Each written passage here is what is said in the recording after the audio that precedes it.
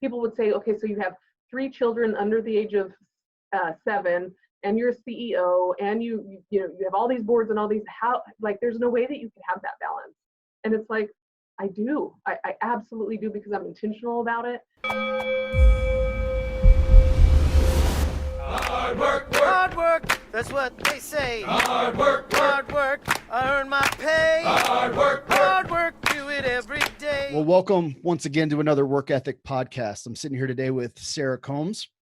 She's the CEO at the University Area CDC, was recently an honoree from the Tampa Bay Business Journal with the 40 under 40. And why don't you just jump in and kind of like introduce yourself to people a little beyond the tagline, from a bio or whatever. Sure. Well, thanks, John, for having me on your show. I appreciate the opportunity to converse with you, even though I'd like to do that anyway. My name is Sarah Combs, and I am the CEO at the University Area CDC. And I've actually been in this position or worked with this organization for almost 10 years, which just doesn't seem possible. But, I've always had a calling for doing work that helps people in some form or fashion. I've always worked in the nonprofit setting. It's just been one of those callings that I've had, and just been so blessed to be able to really see value in what I can do for vulnerable populations. So I've worked a lot with seniors, worked a lot with people with intellectual disabilities, and now I get to work with just amazing residents that are living in the Uptown University area.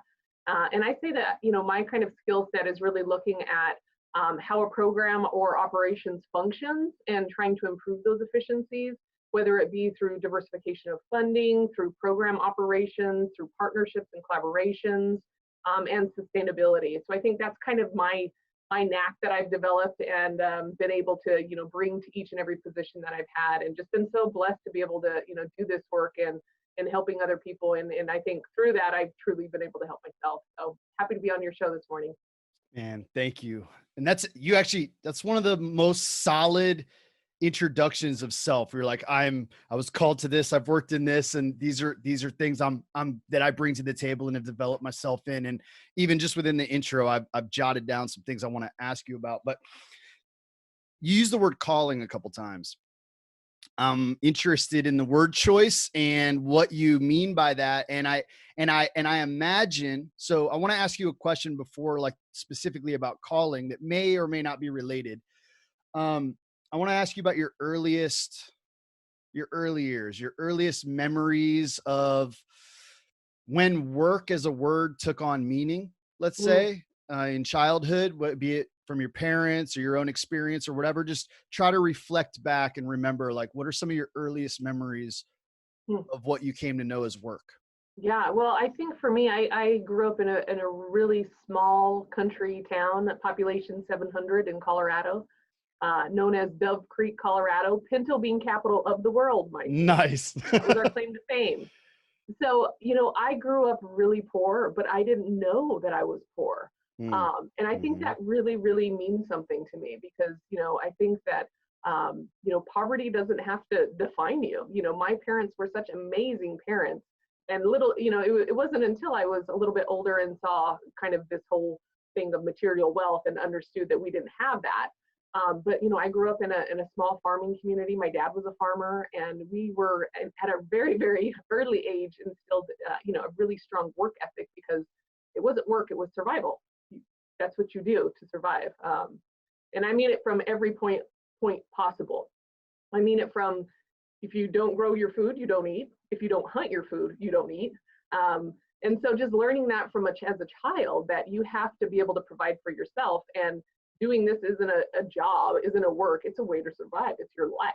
And so, I can remember from being, I don't even know, 7 years old, and being out in the fields, we call it hoeing. You have to walk down rows of beans, and you have to hoe the weeds, and doing all of that really hard work. And I think that has just been something that has been carried with me, and one of the biggest and best foundational supports that I think my parents could have ever given me, because I didn't know that anyone else had a different work ethic. And it wasn't later that I learned that people have different work ethics. But I just thought that everyone kind of worked like that, and that work was not just something that you can choose to do. It's part of who you are. It's part of survival. And so I learned that from a very, very early age, and think that it's one of the best gifts that I could have ever given. The way that I was raised, and the values and morals that have been instilled upon me from my parents, from my grandparents, have just been such a blessing, and truly have made me who I am today, and couldn't be more thankful for that. Oh, it's so rich. Talk to me. You referenced like, I didn't know people had different work ethic, and just kind of as you came to experience that or know that kind of throughout your life, like, what do you mean? Yeah, no, I just thought that, you gave it your all. Whatever job was given to you was the job that you were going to accomplish. No ifs, ands, or buts about it. That you were going to give 100%, and there wasn't an option to give less than that.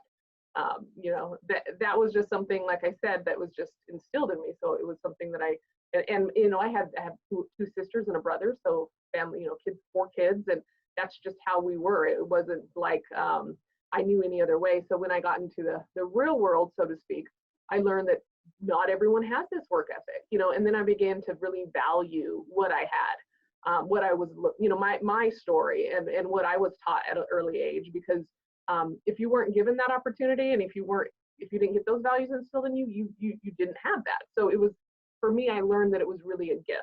And even though growing up in it, I didn't see it that way, that's for sure. Other kids didn't have to do, work in the fields or drive tractor, and, I had to, so that wasn't fair, but now looking back on it, I mean, I just wouldn't change a thing, just because you just can't get that kind of work ethic in any other setting. And, it's a blessing opposed to a curse. But you don't know what you don't know in life, and you get to learn those lessons. And even now I'm learning lessons that I think, oh my goodness, I never saw it that way. And here, it's veiled to me in a different light, and I get to see it this way. And it's so cool to kind of discover those kind of things and learn about yourself and where you are today. Yeah. And so that's great. Like, you kind of circle back, you don't know what you don't know. And you came to discover that was a gift to you that maybe some other people didn't have, wasn't instilled in them at such a young age. But at the beginning of that, you said, I didn't know that I was poor. He said, well, poverty doesn't define you. I didn't know that I was poor. And then you referenced material wealth, which implies that you're talking about you were materially poor, right? We had to hunt for food. We had to grow our food, whatever. And yet in some sense you look back and you go, but I also realize, like, I hear you saying, I also realized I was gifted. I was wealthy. I was right. Like I'm curious, in the use of the word poverty, and I know you've seen lots of expressions of kind of poverty throughout your work and your life and the disadvantages and people that you've worked with. But I'm curious if you, I don't know how to ask this question. I'm curious about the statement, I didn't know I was poor. So like, can that be a reality? Right? Like, can we like, how can we be, what is poor? Right. Exactly. Like, how can you be defined as poor? And it's the world's definition of poor, to be quite honest. Because it really is material wealth, right? Like that if you have it, you're rich, and if you don't have it, you're poor, right? So that's the world's definition of it. And so what I learned was, as I got older, we didn't have those things. We didn't have the money to buy those things. And so I learned that I was poor, and that kind of gave me some sort of shame and guilt about that, because, I had hand-me-down clothes. We went shopping at Goodwill. I didn't get new things. And my mom drove an old station wagon that was just, so embarrassed to be in that station wagon sometimes. We had an old station wagon. So, I mean, those kind of things. But now, looking back, I realize, and I see it in a whole different element.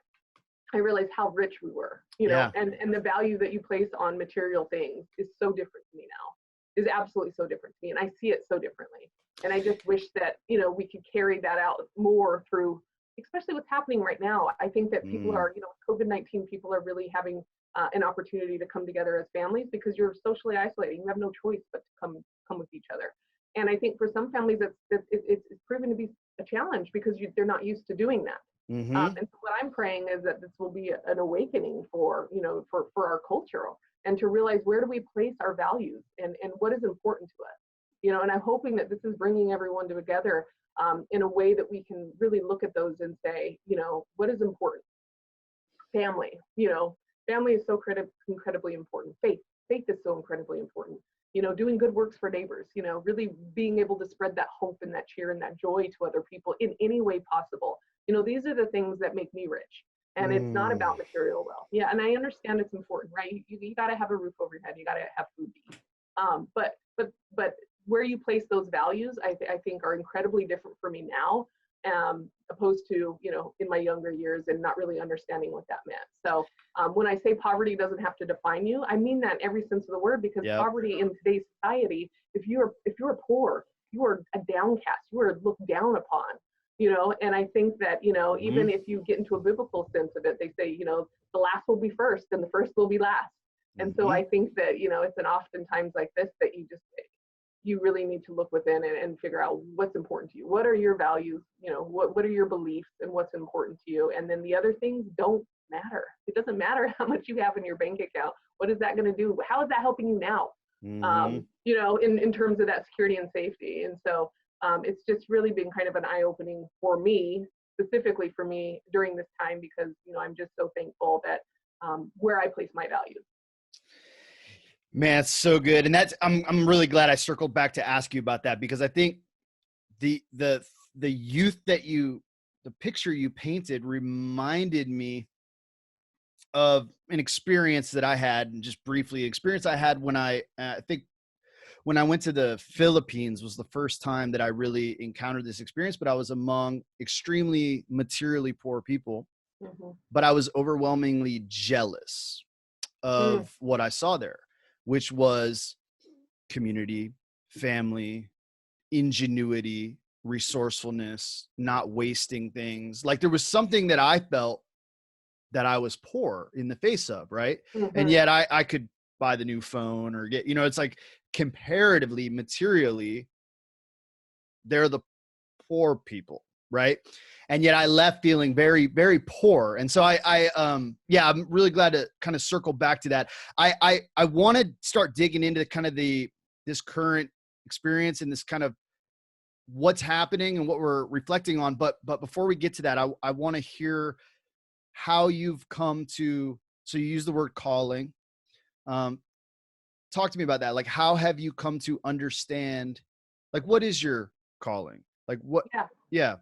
I think that, and of course it's so much easier to stand where I am today and look back and explain it. But when you're going through it, you don't really understand it. I mean, I've had a lot of choices and and paths in my life that weren't necessarily always a good path to take, but for some reason I was always pulled to take the right path, so to speak.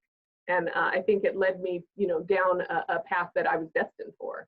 And, that was, the calling to help other people. And, it's so exciting to kind of look at your life in reverse and kind of see those pivotal moments where it could have went left so easy, but there was a higher calling that kept me on the right path, literally kept me on the right path, because, God had bigger plans for me. And I think that is just, so reassuring to know that, where you place your faith and your values is at the foundation of who you are. And is at the foundation of your destiny and where you're supposed to be and who you're supposed to be. And I think that, I've just been called to this life of, serving other people. And it's so cool to see all the different populations that I've been able to work with, working with the elderly. I mean, it's just been, so cool to really understand and hear the stories of individuals, and working with people with intellectual and developmental disabilities. I mean, those individuals are among the most amazing, remarkable, resilient individuals that I've ever met, and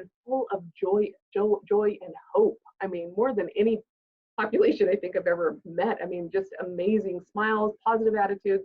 And now I get to work with a community where I get to work with everyone in this community. So I feel like, I just keep getting tests. Sometimes I don't always pass them. And then I get to learn those lessons again the hard way, which, I hate to do, but that just happens to all of us. But now that I get to work with the community, I get to work with everyone in it. And it's kind of seeing how all the pieces are now coming together. And I just think how lucky I am to be able to be in the position that I am, to work with people I am, to kind of see how I can create positive change, create a voice for people who don't have a voice, and really understand what they're going through and try to figure out how I can influence other people to understand the conditions that are happening here, specifically in our community, specifically, right outside of USF. We have conditions that are just third world conditions, literally, and people don't know about them. And why don't they know about them? Because no one's had a voice, to share that. Yep. To help elevate that and get people to understand what's really happening. And once that's starting, and once it starts to happen, because it is starting to happen, now we're starting to see some change happen. And that's the most exciting part. When you actually know that you can help influence change in a positive direction, that's for me when I feel like, okay, I'm in the right spot. I'm in the sweet spot. This is where I'm supposed to be right now. And I feel like it's all coming together, because things that have happened specifically to this community over the past 10 years, if you put the odds on some of this stuff, there's just no way. There's no way that we've had the blessings and the opportunities, funding literally just falling out of the sky and giving it to us so we can build things and build a park. We have the most amazing and miraculous stories that are just hard to believe. And if you're a statistics person, the odds were, totally against us. And so for me, that, the only thing that I can relate that to is, this a blessing is over this community. And I think that the good Lord is really seeing we have an opportunity to change people for the better, and he has his hand over it, and it's an anointing. And so I'm just so excited to be a part of that, which is just, really a blessing for me. So I'm putting myself in the shoes of someone who's listening, and realizing that you and I have the benefit of knowledge of the UACDC, and I'm going, hey, let's do that real quick and just kind of paint the picture for someone listening that maybe doesn't understand the scope of the work and what you guys are doing. Just kind of give the broad brushstroke kind of picture of that. Yeah, no, absolutely. So the University Area Community Development Corporation is a private nonprofit organization that was dedicated and created about 22 years ago as a means to really improve the university area. And when I talk about university area, that's the area that sits right outside of USF. And so our real focus area is Bears to the north, Brisby Downs to the east, Fowler to the south, and 275 to the west. And so we're really focused on that area, formerly known as Suitcase City. And I hate to say that, but when I say that, then people identify with where that location is. I know where that is. Yep. Mm-hmm. Yeah. Oh, I know where that is. I get that all the time. And so the University Area CDC is working to improve the community. And we're doing that through a number of different things. So it's like, how do you create change in a community that's been forgotten for so long and left behind for so long? You really have to focus. It's like a wheel, right? You have to focus on all of those spokes. So in order to change a community and move it forward, you have to focus on education and employment. You have to focus on youth development and advancement. You have to focus on the infrastructure of the community, as well as housing, crime and safety. So, you have to focus on all of those things in order to really change and move a community forward. And our community is a low-income community, a community of color. And so, we have literally some health outcomes that are equal to El Salvador. We've had some real challenges in our community that we think are completely unexcusable. There's no reason that they are the conditions that exist. And so we're working to improve that. So some of the things that we've done, we have a Prodigy Cultural Arts program for youth. We have a Steps for Success program to help people become self-sufficient. We have a Workforce Invest program to get people educated, trained, certified, and employed. We also built a 7-acre park in the heart of the community and are building housing around it. So we're really taking it as a holistic approach to community development, focusing on the people, the place, and then pulling in the partners to do so. And that's a big piece of it. So I hope that gives anyone listening a good understanding of who UACDC is, what we're trying to accomplish and do. And the most important part of our messaging is that we're doing it in conjunction with the residents. You can't do this work from an organizational standpoint. You have to really instill and build that trust with residents, and then push from behind and allow residents to really inform those decisions and be a part of that implementation process. So we're actively doing that through community engagement and community conversations as well. So let's talk about the kind of what's happened. How have you guys adapted? What have you dealt with? What has the community been facing kind of since we've been in the last, I don't even know how long it's been now, month and whatever days. Like, since we really kind of went into a serious kind of lockdown here around COVID? Sure. Well, the first thing that we did was, right away, I think that people felt like it was real. And I think because people were getting laid off, I mean, almost immediately within the first week, you would hear about companies laying off, firing, so I mean, I think the employment piece of it started really, really quick. And I think that's what drove that fear. I mean, just the sheer fear that people were feeling and that anxiety and, just feeling that feeling of overwhelmingness because people were losing their jobs. And so the first thing that we did right after we kind of had our hands around this and knew what was really happening and got a good understanding that this was really epidemic that was happening in our community, and we needed to brace ourselves for a longer term period. We rallied our staff and let them know that their jobs were safe. I made a commitment to that, regardless of anything that was to come. You are with us. This is our family, and your job. You have your job. So let's just take that off the table to worry about. Awesome. Okay. So the first thing we're going to talk about: your employment is secure. You're a part of our family. We're going to do whatever we need to do. You don't have to worry about your job. Now let's focus on how we serve our community. And so the second piece of it was, how do we adjust these programs where it's face-to-face programs? How do we adjust this communication that we're so used to and we thrive on, because that's face-to-face, right? So we immediately started to alter our service delivery method and create online platforms to be able to reach the participants that we serve. Fortunately, a lot of our case management didn't really have to alter or change that much, because it can all be done over the phone. Some of it was definitely face-to-face, but we were still able to do that. So we were really fortunate in that sense. But some of our other programming, we just started to do online. So our Prodigy Cultural Arts programming, all of the instructors did YouTube channels that we figured out. We rallied and found out who the participants were in our classes, got them kits so they could do it at home. Same thing with Get Moving Health and Wellness. So we have cooking online and yoga and all kinds of other activities.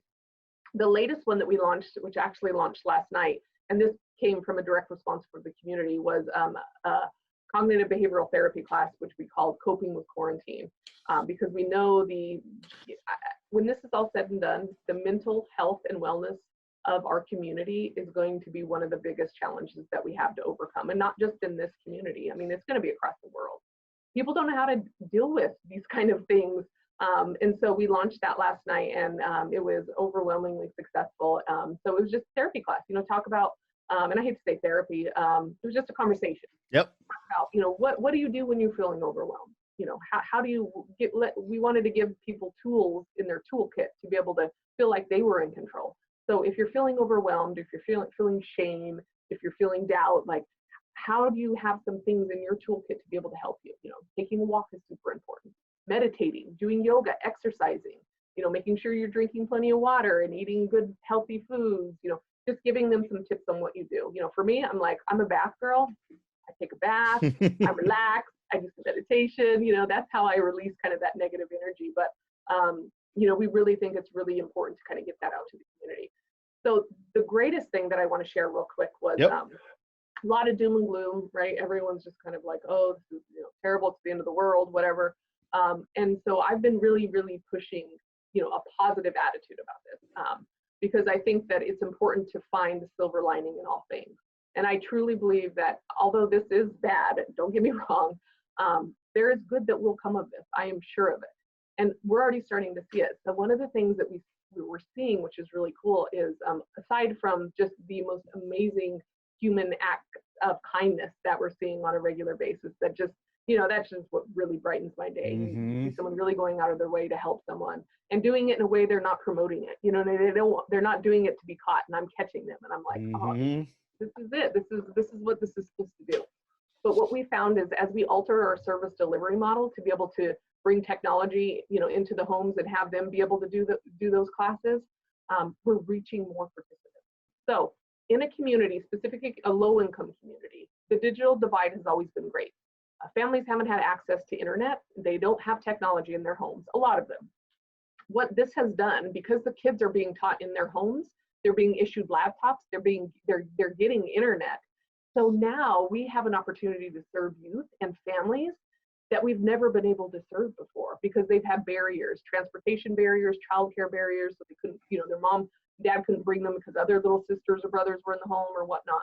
So now we're able to reach a whole new subset of population because they have the technology and we can go to them instead of them coming to us. So for me, I'm like, while we're forced to kind of steer left, we're going to keep steering left, and we're going to add this into our current programming model because we found a way to reach these kids that have never been reached. And so that for me was just like, and I'm so excited to keep waiting to see other things like that are going to come of this, because there will be good stuff to come. It really is exciting. I mean, because you're right, that's so scalable, right? That's so replicable. Like and I mean, even some of the programming, like you said, going to YouTube, it's just far more accessible all around. Whether it's the time budget, the transportation issue, there's just so many opportunities that are emerging because of the forcing of our hand to adopt some of these things. And then you're right, because of the school system going, hey, we're going to have to push and resource some of these communities, that we got to set up some internet hubs and things like that. And and I'm right with you in terms of it's been so cool to watch neighborliness just happening. Like the opportunities for that just seem it's just so rich. And I don't know. I mean, I think maybe it's temperamental. There's been a part of me that just loves this, right? Like, and I get that there's a lot of but it's almost like I've seen it as overwhelmingly positive, even knowing, there's cost and there's pain, and it's really bad, like economically and all these different things. And yet, I don't know, maybe because of something like you were referencing in the beginning about your childhood and like the families, and like there's just so much, it's just rich with opportunity, I guess, like real impact and change can be, I mean, like we will all be changed by this, right? Yeah. And I guess there's a lot of fear and trepidation about things to come. Are there, just on that, anything else you're seeing just in your own reflections, like as you're just observing your own behavior, maybe your own, like what have you seen in yourself in this, or in your family? And just what else have you been observing? Well, and I think that, I'm not alone in feeling like we've been forced to slow down, right? No doubt about it. We've been forced to be put on pause. And so I think that, this is a great opportunity for people to really do reflection upon, what's important. Again, we go back to those values and what's important. Is it important to, work till 9 o'clock at night and come home and, not even get to see your kids because they're already in bed, and, then wake up and do it all again? Like what's important to you? Like what's truly important to you? And so, I think that for me, this has given me an opportunity, and I have a really balanced life, but that's because I'm intentional about it. When I go home, I am home, and I'm with my kids and my husband, and that is important to me, because that, there's no price you can put on that. And I've made that very clear to my board and my staff, and if I don't model that behavior, how are they going to model that behavior? And of course there's always a time where, mommy has to work late and, go to an interview and whatnot, or stay up late to write a grant, but those don't happen a lot. And I'm selective about those. And I've learned my lesson not to say yes to everything, because I had a year of yes, and I learned that probably wasn't that best of a year after looking back on it. I literally said yes to everything. And then I did a reflection and looked back and thought, that was a good lesson, but won't be doing that again, because I gave my time to other people, and I realized who was the most important people to get my time, and that's my family and the people that are closest to me, and my community specifically. So I think that it's this is allowing people the opportunity to pause and reflect on what's important to them, and I hope that we are forever changed by this.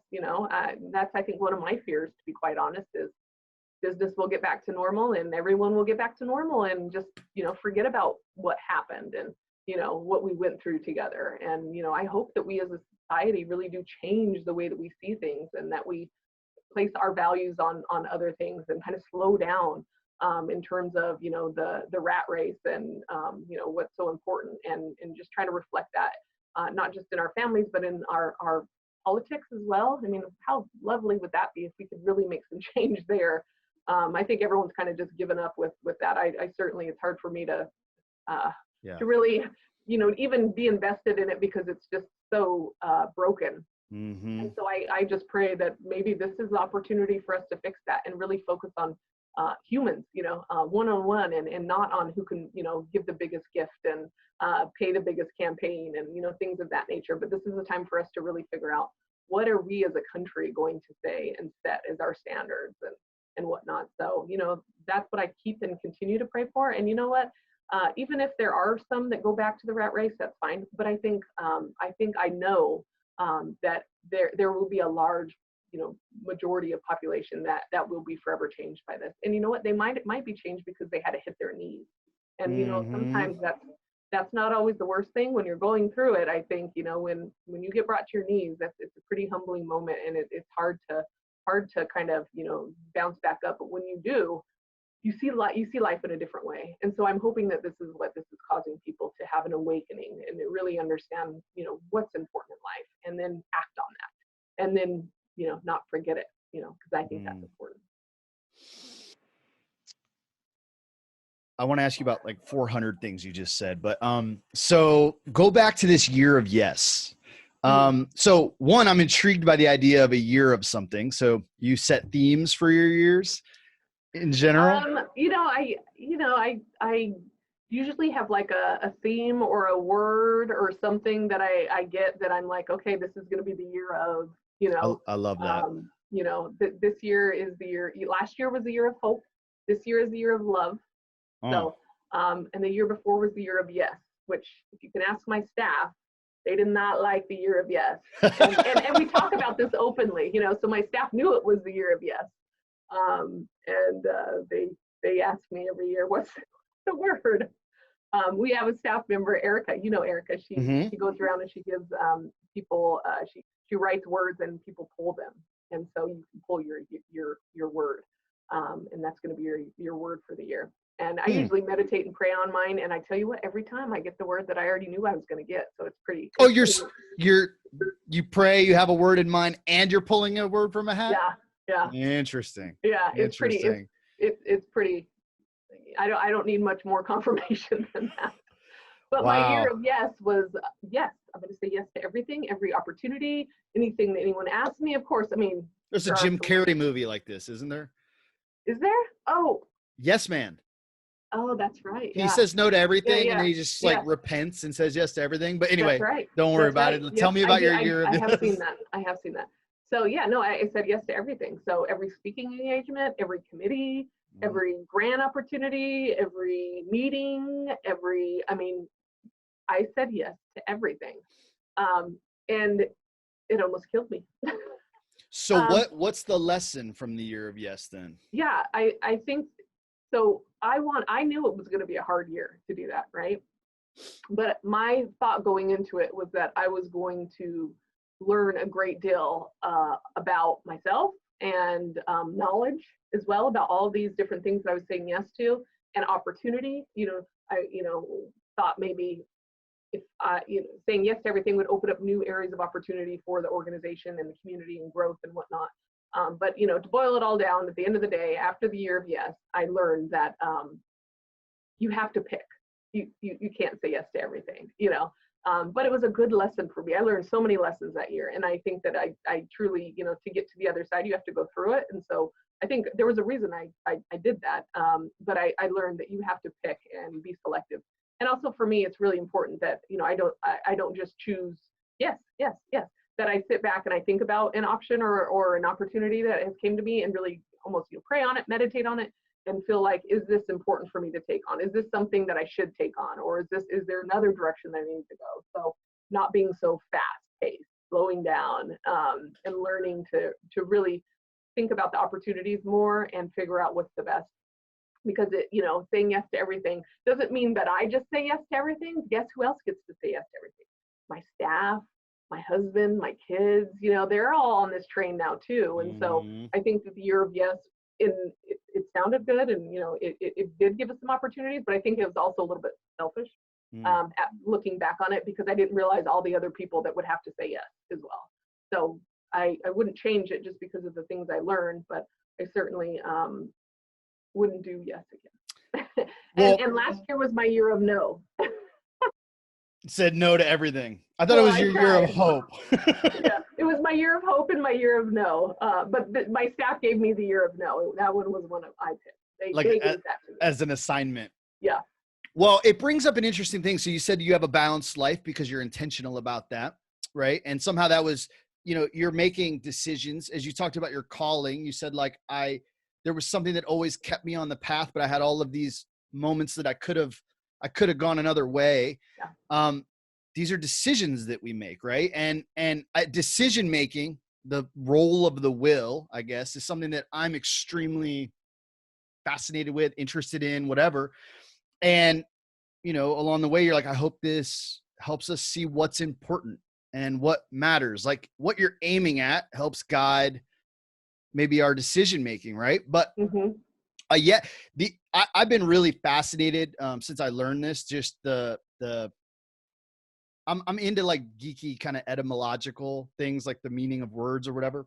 Yeah. And I learned that decision is like related, like, so you have the word incision, right? It means to cut into something.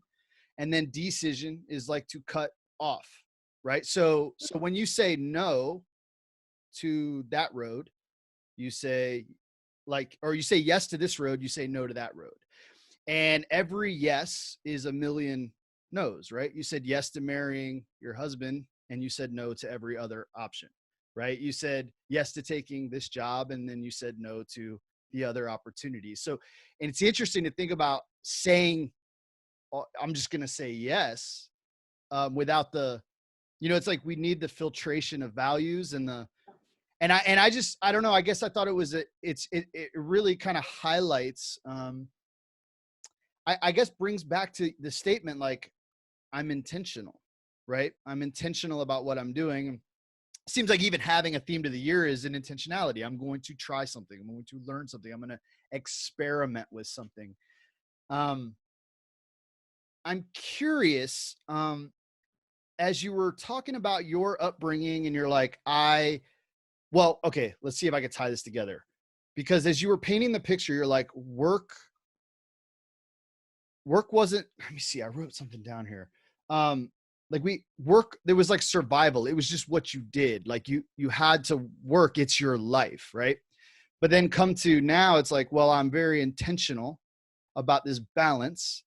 And I know part of that is like you have a job that isn't necessarily all encompassing of all work that you do necessarily. You do work at home, work with family, work on yourself, all these other kinds of work. But I'm curious, like in that upbringing, in that place of like working together as a family and all that it kind of forged in you and your own work in a household of being a mother, being a parent, and the gifts you're giving to your own kids. I'm just curious, like how you think about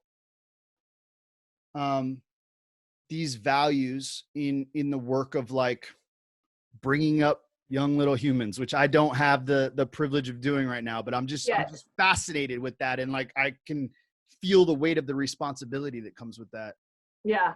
Yeah. No, I think it's really interesting because when you talk about being intentional about decisions and work, right? I mean, and being in the position you don't have kids yet. And so, for me, I had everything planned out. I was gonna, when I was working in my previous job, I had everything kind of on cruise control, and my board was lined up, my events were lined up, and I was like, okay, this is great. Now I'm gonna have kids because I got it all planned out. But I couldn't have kids. Everything's fine with me. Everything's fine with my husband. But we're just gonna have kids. And so, I think that it was like, oh, I can't control that. That's not in my control. And so when I came over to University Area CDC and started here, worked really hard in kind of creating the programs and kind of building it up from the bottom up. I literally worked my way from the bottom. I started as a program director actually, and just kind of started looking at the programs and creating new programs. And the CEO that had been here for 10 years was retiring, and I had just found out that I was pregnant. And I was like, the board asked me, I was the interim CEO, and they asked me, are you going to throw your hat in? And that fear of how can I be a CEO, right? I'm not like, I just turned 30 and throw my hat in for a CEO role and I'm pregnant. Like, I just can't do that. And so I didn't throw my hat in, right? And we recruited a CEO. And then fast forward like 3 years later, that CEO is leaving, and the board's like, "Are you going to throw your hat in? You know, because you're the interim again, second year, right?" And at that point, I was a COO. And guess what? I was pregnant with twins. Not only was I pregnant with twins, it was a high risk pregnancy because both of the babies were in one placenta, which is super high risk. And so, you know, that's an overwhelming feeling anyway, just to be like, you have two babies that are in one placenta and it's high risk. And, you know, so I felt that kind of fear and, you know, I gave it up. I gave that to God and I prayed on it. And I was like, you know what? No, I am going to throw my hat in the ring and I am going to have these two babies and they're going to be healthy. And, you know, everything is going to work out well because I'm giving it away. It's not in my hands and I can't control it all. And I think that's a big lesson is, you know, with someone that's an A personality like me, you feel like you kind of have to control everything. And it doesn't work that way. And so when you finally get to the point where you understand that and you learn that, and usually you have to learn it through some really hard lessons, then the world opens up and you get to really be intentional about where you spend your time. And it works, you know, and people would say, okay, so you have 3 children under the age of 7 and you're a CEO and you have all these boards and all these, how, like, there's no way that you can have that balance. And it's like, I do, I absolutely do, because I'm intentional about it. And I put the time where I'm supposed to. And, you know, I pray on it a lot. But I just think that it's so important that you have to get to a point where that you're in control, of course, but you can't control everything. And there's a point where you have to release that. And when you release that, things open up like, I don't know if it's new energy spheres or what, but it does. It opens up, the right people come in your path. Opportunities are given to you where there's no way that they should have ever been given to you. You know, and for me, I see that as a blessing, and also being really intentional about it every day, you know, every day, knowing where I place my values every day, being reminded of the decisions that I'm making and where they're going to lead me and where they're going to lead the people that are lined up behind me or in front of me. Just being really intentional about everything. And sometimes that's hard, you know, because you lose sight of that. But that's usually where you get smacked and brought back to reality. And so I'm trying really right now to just stay in that area of intentionality and focus and being very mindful of the work that I'm given and not trying to overextend myself into areas that I have no business being in. I know that I'm here for a specific purpose and a reason and a job, and I need to stay there until I'm called to do something else. So that's so good. If I get to interview any one of your kids in 20 years, because they're clearly going to be top performing in some field, and I asked them, when work took on meaning in your life, when your earliest memories of work, what will their answer be? Oh, I think it would probably be my daughter, because she's just like me. She looks just like my husband, but she's a handful. You know, your mom always tells you that you're going to get several times too. Oh, I have her. So if I can just figure out a way not to put out that fire, but direct it in a positive way, it's going to be something amazing. I already know she's going to be something amazing, but she will tell you about when she was 5 years old. I took her on a right around here in this community. I took her on a drug walk. The entire elementary school, we went on a walk saying no to drugs, and she was 5 years old. And I had a conversation with her about the importance of community and the importance of standing up for what you believe and being a leader. And she still remembers that talk and has mentioned it to me, you know, and I have a picture of us that some photographer took of us, you know, her with her drug sign, and I was there. And, you know, that will be a memory that she will have, and the importance of giving back to others and the importance of serving your community and being a leader and speaking up for what is right. And so I think that will be something that she knows, because she goes with me to feed the homeless. I mean, it's something that, you know, I think is so important. And when her brothers get a little bit older, well, they're probably about her age now that they could go. I want that for me. I don't have a farm that I can take them to, right? I don't have that. Different context. So, yeah, and so I was talking to my mom about that the other day, actually, and we were talking about, how to, the work ethic that I have is because of where I grew up. How do I give that to my children in the setting that I have? Where I can buy them the things that I never had, but that's not important. How do I build that in them? And my mom was just like, don't you see? It's so easy for you to do that. And I was like, what? And she's like, you just take them with you.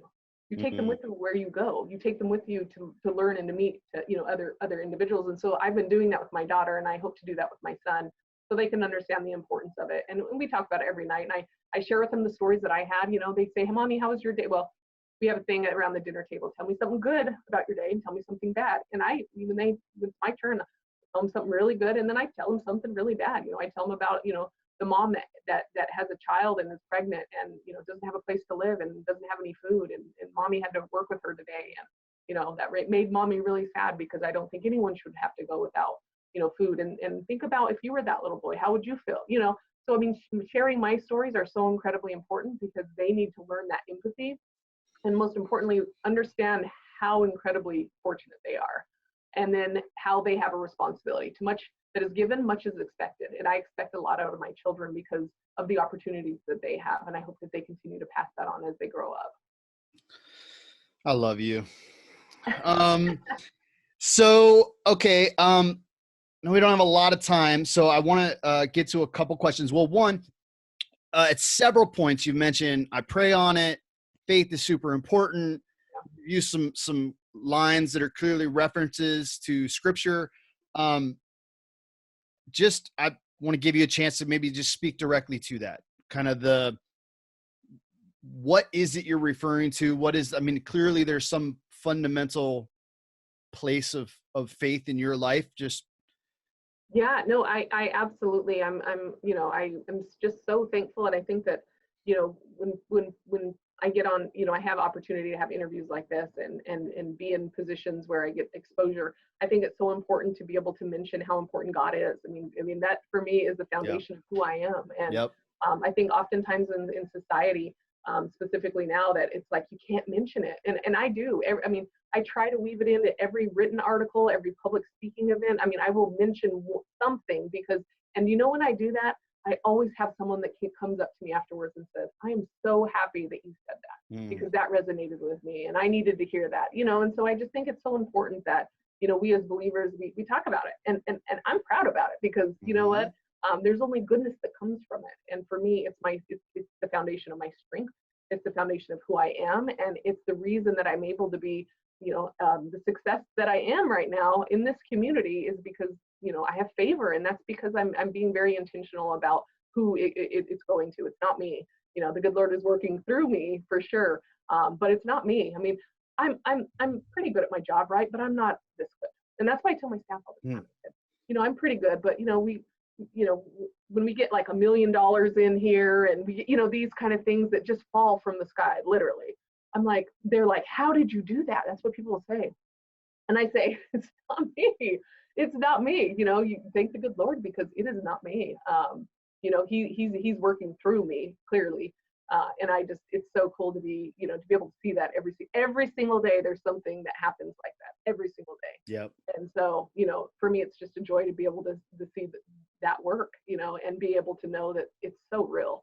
And, I hope through all of this that people do get an awakening and find a way that they can become spiritually attuned, because it'll change their life and in a better way. And that's just my hope. And I pray that every night, that people will come closer to God and understand how important it is to have a relationship with him. So that's what I do, John. When you say, so I'm maybe picking at you a little bit. I think I know the answer to this, but when you say literally falling from the sky, has money literally fell out of the sky?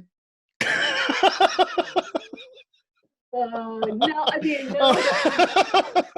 Almost. Okay. Just knocked you in the head and yeah. But when you get an email that just says, we're going to give you $75,000, or you know what I mean? And there's just no other, and you were praying on it, right? You were praying on something like that, and then you just got that exact amount. Like, that for me is falling from the sky. Yeah. There's no rational rhyme or reason as to why. And people will say, that's a coincidence, right? So that's, I think, the difference. Yeah. How do you see that? How do you see that? Do you see that as a coincidence, or do you see that as a gift? Well, yeah. And I know from my own experience, just even in my day-to-day with the bike shop, like it's weird. Like Chris, our mechanic and my partner in this, he has mentioned a few times, I always laugh about it because he's mostly joking, but he's like, I really want to change the name of the store to the Mana Bike Shop. Oh, wow. Because of what happens here all the time. Like, oh, wow. We're out of bikes. Someone walked in. We can't afford this order. Somehow it turned out. And he's like, it's scary how often it happens. And it's what's actually scary, to use the word appropriately, is how much we still don't trust it to happen tomorrow. Yeah. It's a lesson I can't get in my head, Yeah. It's every single day, and yet tomorrow still seems so questionable. Well, I know we don't. John, when you release that, when you really release that, just wait. Just wait. You're close, I think. But when you release that, just wait. It's coming. It's coming for you. Love it. So I know we don't have long. I try to ask everybody I talk to, how would you define success? I think that, success looks different to everyone, obviously. But success for me is really, it really goes back to your, what do you place your values on? Success for me will be that I feel like I'm making a positive difference in this world, that I truly feel like I'm making a positive difference. It'll be that I'm a good wife, a good mom, a good daughter, a good sister, a good friend, and that, my life means something, and that I get to help people be better every day because of the values and the work that I instill. And I'm able to, to share that. That for me is success. And it doesn't have a dollar associated with it. It has a feeling, and I think it's really human nature as well, human to human. How are you impacting other people around you? And how are you lifting them up? And making sure that you're being humble through it, because that's a big one too, because it's very easy to let pride get in your way. And I pray every morning for humility, because once you lose that, if you fall into that trap of pride, then it's very hard to get back. And I think that you lose the blessing too that comes along with it. So being humble is incredibly important, and just feeling like you're making a difference every day for me is the definition of success. Well, from what I can tell, based on your definition, you're doing great at being very successful at what you're aiming at. And I can tell you just personally, in every way that I've gotten to know you better and get to be around you more, you have tangibly made me better.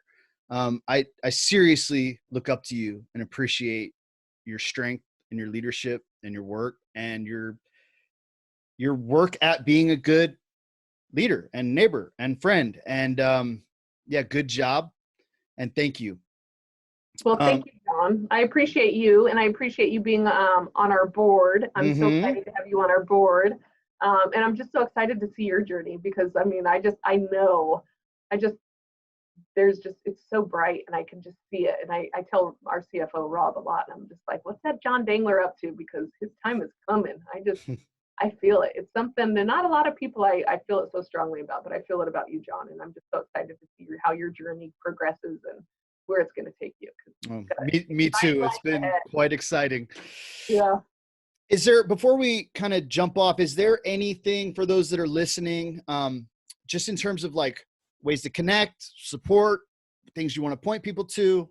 Yeah, anyone that's interested in learning more about the important work that we're doing in the university area community can go to our website. It's UACDC.org, and you can learn all about how, what the programs I was referencing, our Prodigy Culture Arts programming, our workforce programming, our STEPS program, our Get Moving programming, our neighborhood transformation strategy, which is really, really critically important. This community really hasn't seen change in about 20 years, and so we're working to improve that, and not just saying we're doing services, but literally going out into the community and creating positive change, building housing, creating parks, and really providing opportunities for residents. We've found that there a lot of residents don't have access to sewer and water, so working on infrastructure, we're putting in sidewalks and lighting.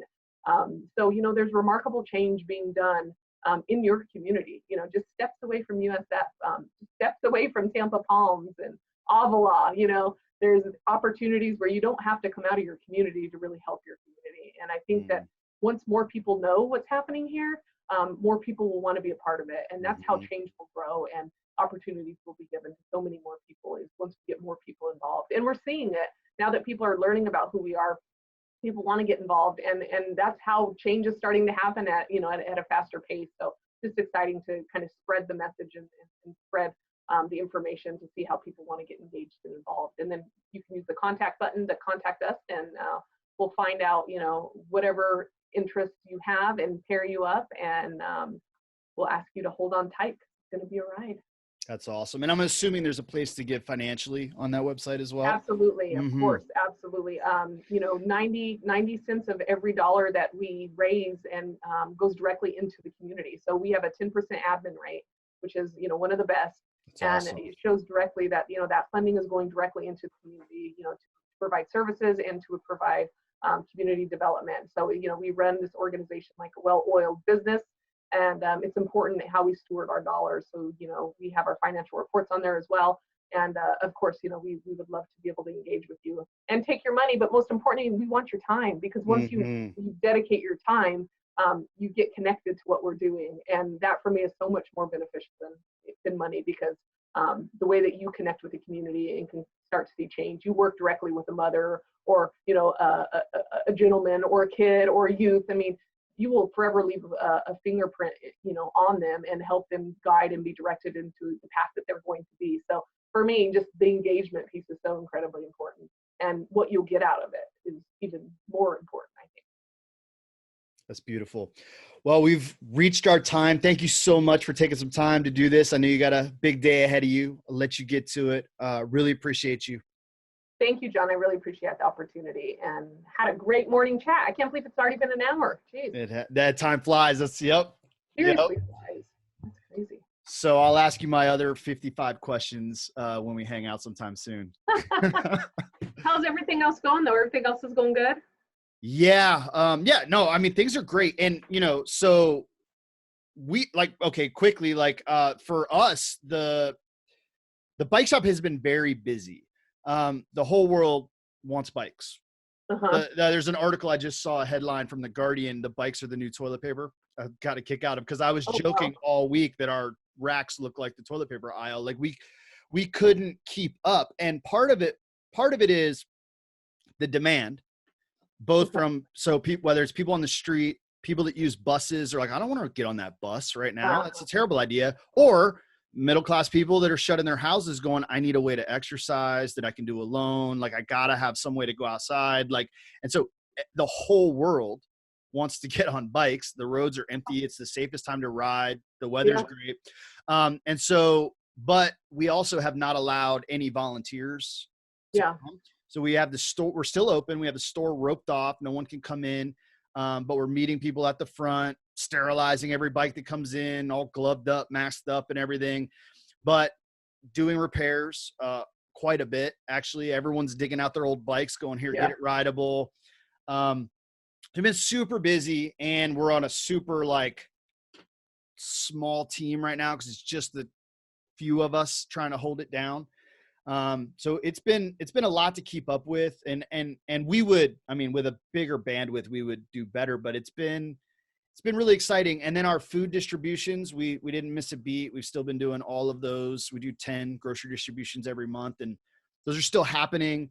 It has been different in terms of, one, all of it's way less relational, just given the circumstance, like, here's a bag, have a good day, rather than go shop. And we've adapted everything, which is good, for now. I'm not crazy about the idea that this just goes on. You know what I mean? I'm really struggling with that because of the conflict of some of the values. Like, we aim at the relational, but we're just doing as best we can with it right now. And I honestly, like I said earlier, I think temperamentally I'm built for stuff like this. Like this is my favorite, like in a way, like it's so engaging. Like when the sand is shifting, I'm like, I just come alive. Like, I'm like, I want to live in a world that's always moving and shifting and chaotic. Yeah. Something's wrong with me in that way, but I like it. Yeah. I totally get it. And I mean, literally people are built for this kind of stuff. Thank goodness for them too. Did you apply for that PPP? So, I did, and I did not. So we bank with Grow Financial, who I hate right now, but everyone's upset with their banks and none of the banks are positioned for this. And it's, I get it. Yeah. But they weren't even like, they weren't set up. They weren't open to do this at all until they released like a portal to submit applications about 10 hours before all the money was gone. And I'm not sure anyone got it. They were like, oh, a couple people through our bank got it. But like so basically now they're taking those applications in and just praying for another round, basically. So I have everything submitted. And if there's a green light on another round, then because right now they're in like cleanup mode. They literally called me on Saturday. We're like, hey, want to let you know, we're sorry how things went down. Like they called probably every business account they have. Cause I guarantee there's not a business in the world that isn't going, Bank of Tampa is looking quite good right now. Who from what I hear did a killer job with a lot of their folks, just anecdotally, I don't know. But so, we actually haven't seen, so we did that. We did the idol. Nothing has really played out. Anything we've kind of requested. But the good news is business has been good. Yeah. So that's helpful. Still like tomorrow's super uncertain in terms of like, it's at some, even now it's already, that's like tapering a little, like the volume of work. And who knows? I don't know what tomorrow holds, but we're doing our best to just cut any costs we can, be super careful what we have, pursue any opportunities we can. But no, none of that worked out yet. And that's so what about like frustrating. Any of those grants that have been out? Have you applied for any of those? Like the Tampa Resiliency Fund, any of those kind of funding? So I haven't even heard of Tampa Resiliency. I'll look it up. Send you a list of ones that we've been applying for, that we're aware of. Please. And send it to you. And they're super short. Like they're not. Most of them are, yeah. Yeah, because it's given the time or whatnot. So the other grant thing that so the Community Foundation of Tampa Bay put out like an emergency response kind of thing. I submitted an application. We haven't heard anything, but an insider sent me a little hint of what's going on. So they basically, here's your ask. They put it out to their donor advised funds, and it people can go, I'll throw 1,000 in, or I'll throw this in. So if it gets funded, you might see that. And so that's like a partially funded ask that at least somebody has stepped up to get behind. So we'll just see how that plays out. But that's one that is submitted and, let's say, pending. Some of the other grants that were just like normal grant cycles have been canceled, and there's things that are shifting substantially. Which is totally reasonable and understandable. So anything you could send me. I mean, it's been interesting because I'm like, every minute I can put into that, I have been. And at the same time, I've had to like increase on the workload on just being in the shop and doing some of those things, running around, picking up food and bikes and whatever. It's been a lot to keep up with, but that is a priority, as being sustainable in that way. And so, if you got any tips on that, please do send them my way. Yeah, definitely. And you might have already be aware of them, but I mean, it doesn't send it anyway. Please. Yeah. So we press on, but I think, Tampa Resiliency is the word. I mean, that's, we have always been small and scrappy, and it's interesting. So here's like the poor people that I know and work with, and you may have encountered this with people you're running into, like with the homeless and this and that, but like, there's a way in which this has really affected people that are economically better off a lot more. So they're not used to a fear of death around the corner, but people on the streets are. They're not used to, they have a lot to lose, losing their jobs and their investments. But like, if I was poor and I didn't have anything, I didn't lose anything, and I'm always about to die, and uncertainty is the condition I always live in. And so it's just Tuesday. Like, you know, and so you're like, well, are you taking this seriously? Where's your mask or whatever? But there's a way in which is like, welcome to our world. And that, as an individual, at an individual level, I feel we've learned a lot from those folks over the years. And I think organizationally, we've been small and poor and scrappy and like taped things together. And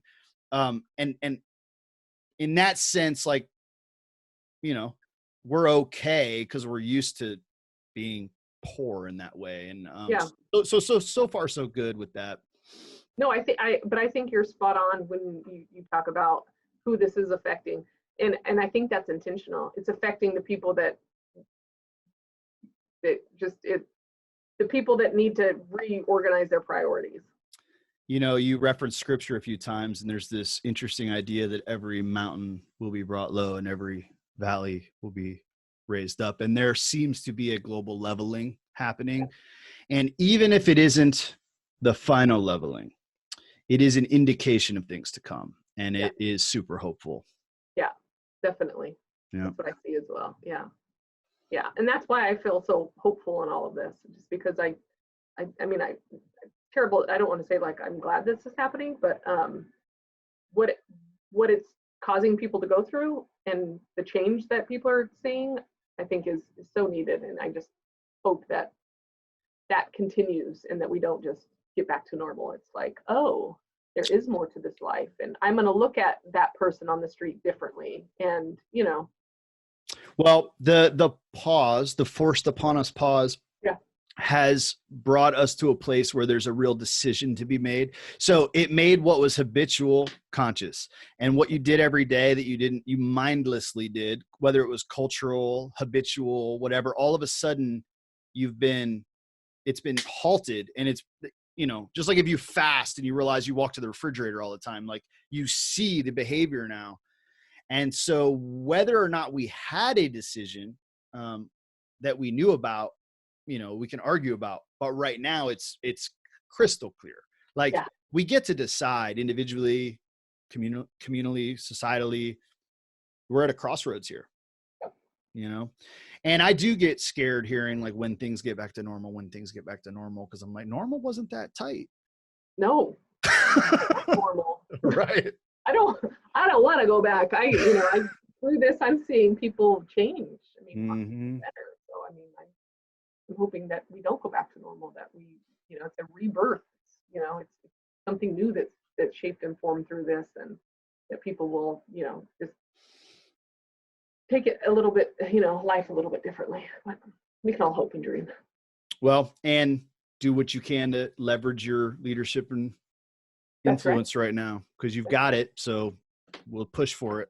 That's right. Well, thanks, John. I appreciate your time, and I'll send you over that information. And like I said, don't hesitate to reach out if there's anything that you think we can do or anything you need. Just let us know. We're here for you. That's for sure. Thank you so much. Have a great weekend. All right. You too. Talk to you soon. See you.